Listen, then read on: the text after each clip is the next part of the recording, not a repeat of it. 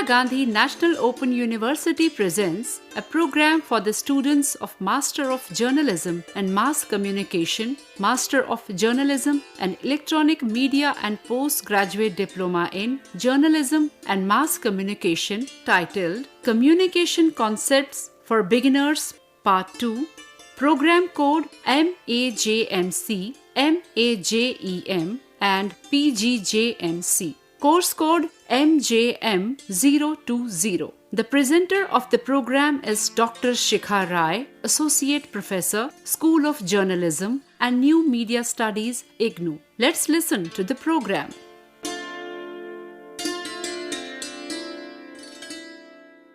Hello, dear learners. Welcome to this session on communication for beginners. And in this session, we will be looking at certain theories of communication, which would include sociological, psychological, critical and cultural, and media society theories. The question is, why study theories? Media messages are bombarded on the audiences right from the beginning of the day. The moment you open your newspaper in the morning or when you start browsing through your phone, there are so many messages that are bombarded on you. It can be in the form of newspaper ads. It can be in the form of billboards and hoardings when you're going to your workplace or your college or wherever. And then there are radio announcements. If you're going in your car, you usually have your radio on and you would listen to so many radio announcements going on. So right from the beginning of your day, you're bombarded exuberantly with so many media messages. Out of these, how do you know which ones to believe and which ones not to believe? Media dictates our choices. We will all understand that. Media is only covering what it thinks is best for us to know. So it is not covering everything. And then how it is being presented is also being dictated by the media. So obviously, media is dictating our choices. If that is true, they influence us within our personal realm,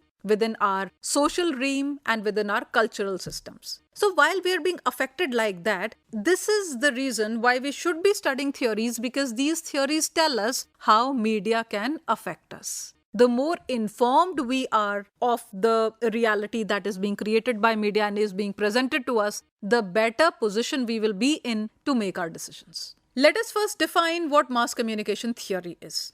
According to Barron is a great social scientist of mass communication. He said that mass communication theories are the explanations and predictions of social processes that draw a relationship between media messages and personal, social, cultural systems in the society. So ideally, a theory explains how things will go in case a neighboring country is having a scenario of anarchy and the head of the state has been jailed. In such kind of a scenario, how the media will operate. All this is studied under media theories. So simply put, they help you to understand the media messages in your social, cultural and personal context such that you're not confused and you're able to make your right decisions, make the right choice. This is the reason why media communication theories should be studied. Now let us look at the first aspect of this, which is the sociological theories. Now the role of media vis-a-vis social relationships and in economic and political contexts is what we are looking at when we are talking about sociological theories. Let us say, for example, look at our first theory amongst the sociological ones, and this is the cultivation theory. When we talk about cultivation theory, we have to understand that just like any other media,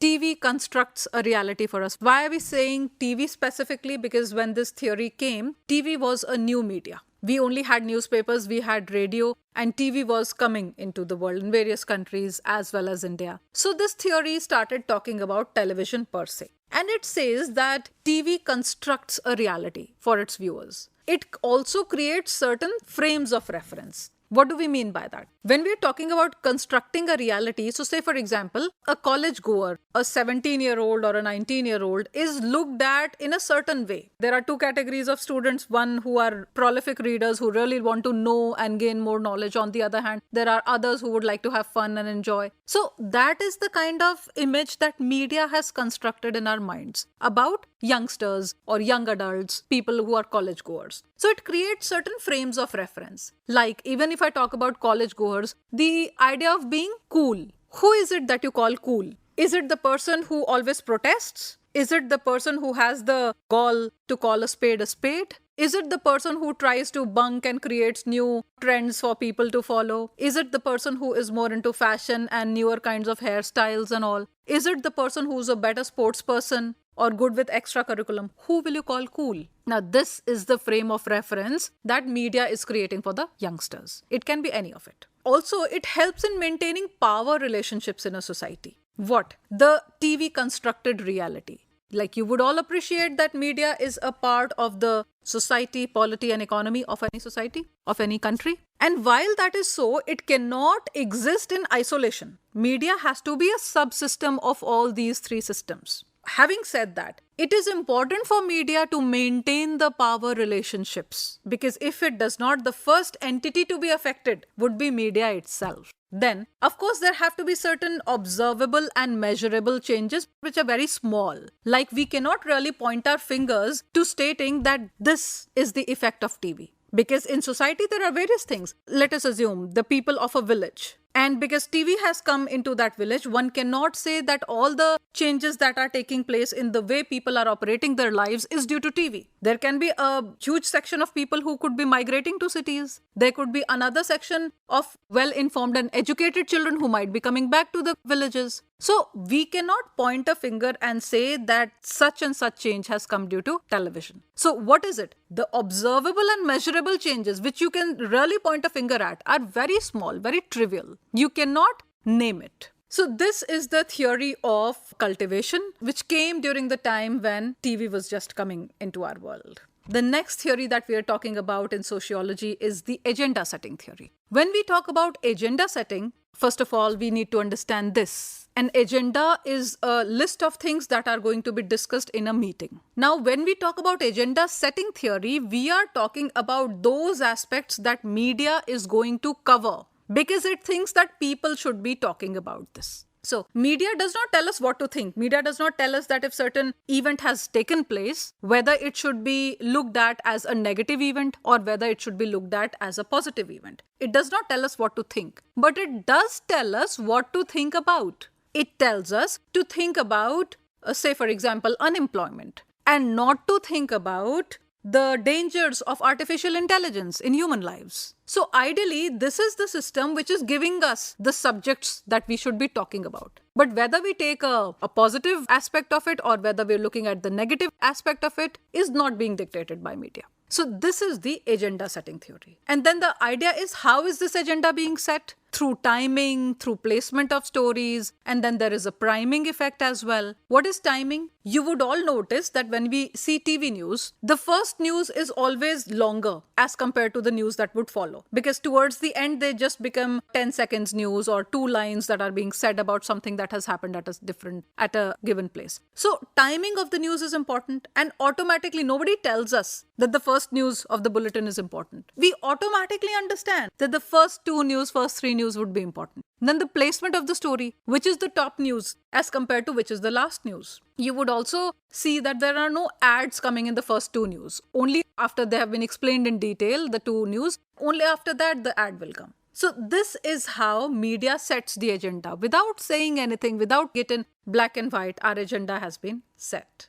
Then, of course, there is a priming effect. Priming effect is to make one story prime so as to divert attention from other things, other news that can be more important to you as compared to this one. But because media is making another news prime, you will think that that is more important as compared to the previous story. So this is the priming issues.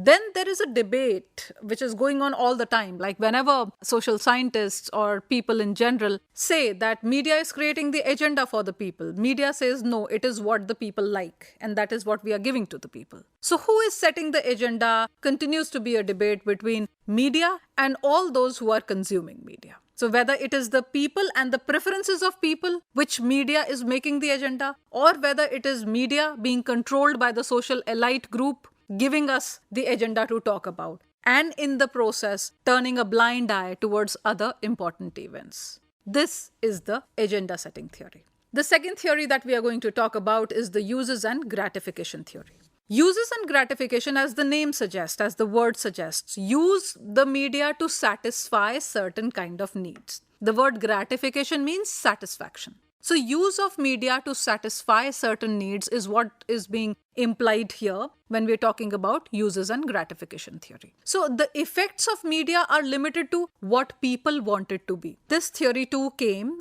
during the time of limited effects, and it said that the media and its effects are limited to what the people want it to be. So say for example, if it is about buying a new car, you would like to look at the advertisements in the newspapers, on the TV, and do your own research to look at various priorities that you have and what kind of a budget you have, what kind of a car you'd like to buy. In contrast to this, when it comes to following your own rituals or how you celebrate a festival, you would rely more on your family members and what you've seen your mothers, grandmothers doing. That is what you follow, as compared to buying a car. So this is what we mean when we say that the effects of media are limited to what users want it to be. So audience are more powerful than what the previous theory suggested. So the question is, what is it that the audiences are doing with the media? It's not what media do to the audiences, it's what the audiences are doing with the media. So this basically is the media influences, the media choices, and the media behaviors. So when I had to buy a car, I went all out to look at the various ads of different new models of the cars, and I did my own research. I wanted a certain kind of mileage. I wanted it to cost me only this much and not that much.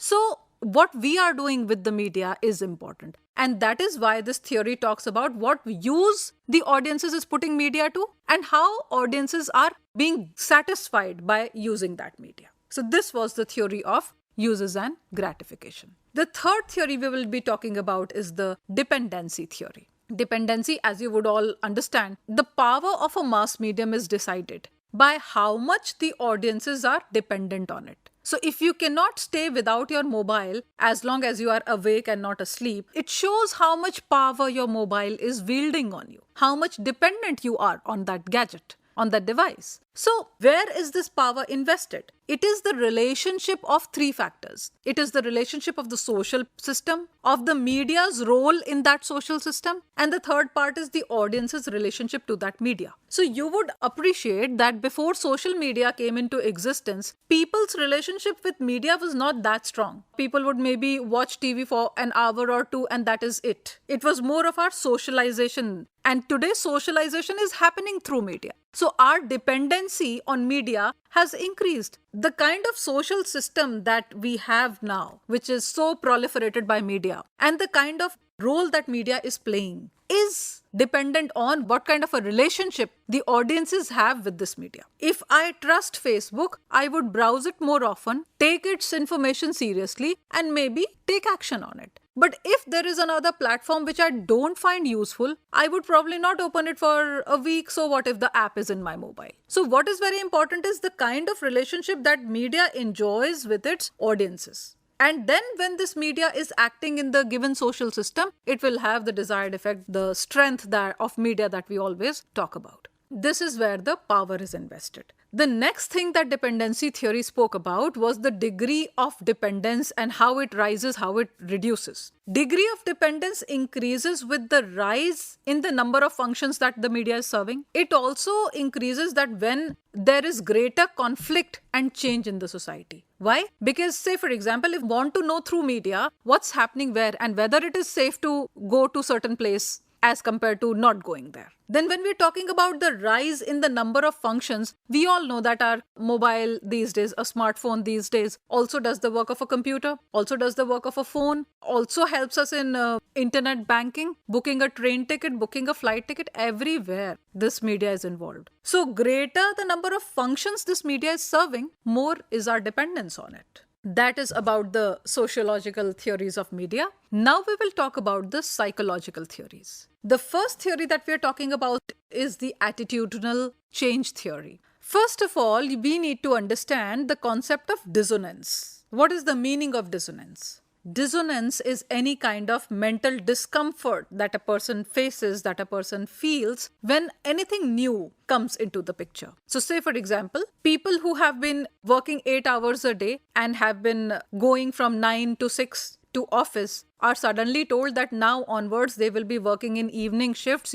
The time to come to office would be 8 in the evening and the time to leave would be 6 o'clock in the morning. So this will create a certain kind of discomfort, and this is what we call dissonance. Other than this, after having understood the concept of dissonance, it is important to know what is this process: selective exposure, selective perception, and selective retention. Selective exposure means that out of so much plethora of information that we have around us, we expose ourselves only to certain bits of information. We don't go through all the news in the newspaper. We don't look at all the news channels on TV. So selective exercise is done while picking what kind of information we want to put our energy to, what kind of information we want to put in our brain. This is called selective exposure. After we have exposed selectively to a certain kind of information, we also exercise perception on it. We will think about it. So while we are thinking about it, there will be further lesser amount of information or news that we will put a thought into. Say, for example, you study 6 subjects in your school or college, and after that, at the end of the day, if somebody asks you what all subjects did you study, you may be able to name all 6. But if somebody asks you, can you tell me in maths what did you study today, and in English there would be some subjects that you would be able to explain more as compared to others. So this is called selective perception. Why? And what is this selective exposure or selective perception or even selective retention dependent on? It is dependent on the preconceived notions that a person has, about the preconceived values that a person has. So experiences, values, norms, everything that you have grown up with is going to decide what kind of a psyche you will have towards various events. So that is what helps you decide which event to choose and which event to expose yourself to as compared to, and once exposed, how much time do you spend thinking on each of them? And then again, more narrow than this will be selective retention. Why? Because a week later, if I ask you in the last class, in the last week, on Monday, what did you study in maths or what did you study in English? This will be still very, very limited. Why? Because the information that is going to stay in your brain is going to be only that which you are going to be relating to. You will identify with.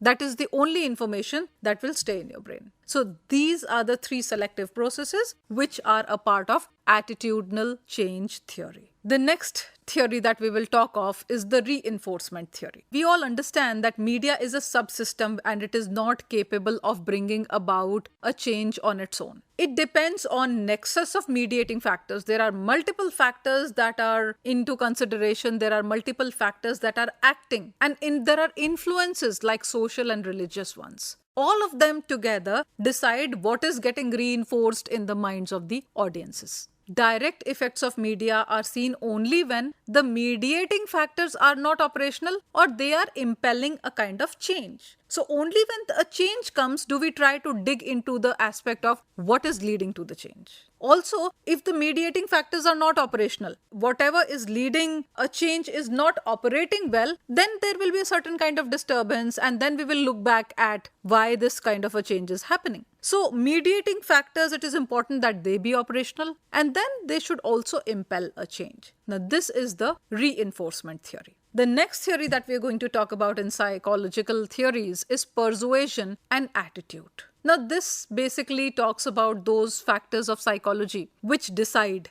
how strong our attitude would be towards an idea or a concept or an individual or an institution, anything. Now what are those factors? Those factors are belief, value, motive, attitudes, and behavior.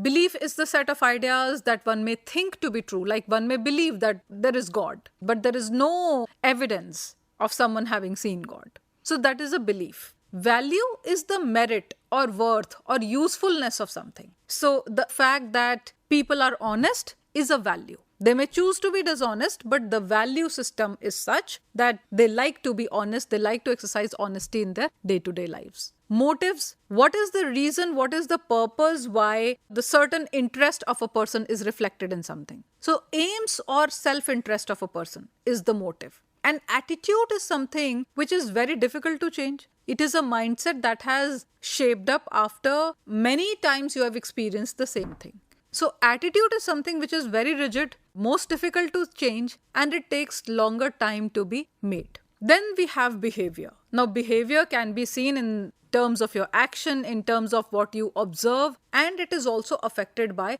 all the other factors that we've so far discussed. So, persuasion and attitude, these are the 5 factors on which persuasion and attitude towards anything that media is exposing us to will depend. So, this is the persuasion and attitude theory. Then we also have this theory of social learning. This is also called the observational learning theory, and as the name suggests, it depends more on the observation. Social behavior and development leads to much learning. We will all understand this and we will all appreciate this. Whenever a child sees, whatever the child sees in her home or in his home, is the kind of temperament he or she emulates, is the kind of behavior that he or she emulates. So by observation, human beings learn a lot. Media influences are also a learned behavior. And the learning, how is learning taking place by means of imitation or by means of identification? By imitation, I mean, say for example, you like to don the hairstyle of your favorite movie actor.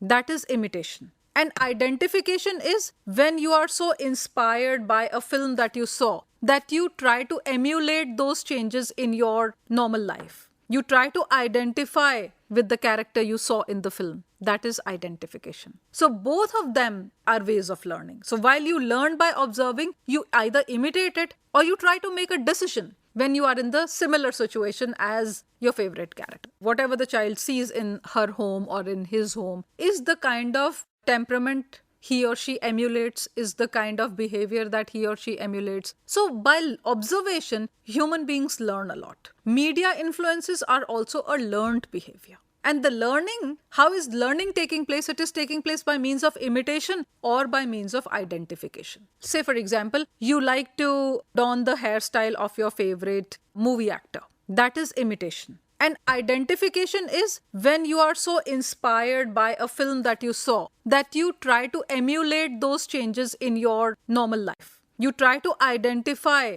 with the character you saw in the film. That is identification. So both of them are ways of learning. So while you learn by observing, you either imitate it or you try to make a decision when you are in the similar situation as your favorite character.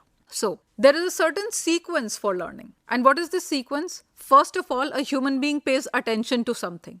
After attention, one retains whatever one has found to be important. After retention, there is production. You regurgitate that same knowledge, you process it more, you give it more thought, you try to apply it in your life. That is production. And then you are motivated by the output to be taking further action on the same lines or to resist from doing it. This is the sequence of learning. So with this, I hope that you have understood the basic concepts of communication, of what is effective communication, what are the various models and theories, and you would also start observing it in your usual lives around you whenever you see media and information that is generated by media, or whenever you are creating media for various media platforms and social platforms. Thank you all very much. Join me again for another session. Thank you.